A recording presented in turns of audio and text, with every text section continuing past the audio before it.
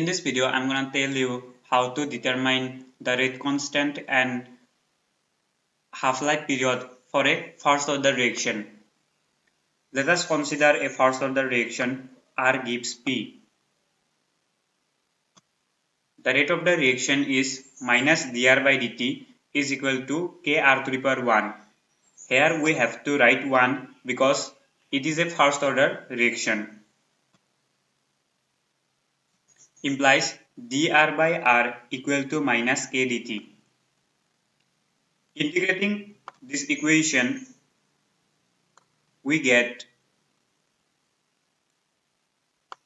ln r equal to minus kt plus I, where I is integrating constant. When time is equal to 0 and r is equal to r naught, that is the initial concentration, then ln r naught equal to I. We will get this by putting t is equal to 0 in this equation and r equal to r naught in here. Then we get ln r naught equal to I. Putting the value of I, that is the integrating constant, in equation 2, we get ln r equal to minus kt ln r naught. Kt equal to ln r naught by r. Implies k equal to 1 by t ln r naught by r. And it can be also written as k equal to 2.303 divided by t log r naught by r. This is the rate constant for a first order reaction.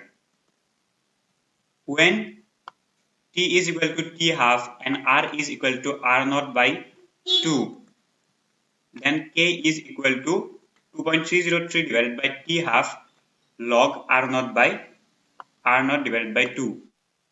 T half equal to 2.303 divided by k log 2. Here log r naught by r naught divided by 2 becomes log 2. Implies t half is equal to 2.303 divided by k multiplied by 0.301. The value of log 2 is 0.301. By multiplying 2.303 and 0.301, we get 0.693. Then the value of half-life period becomes 0.693 divided by k. Then we can say half-life period for a first order reaction is inversely proportional to rate constant.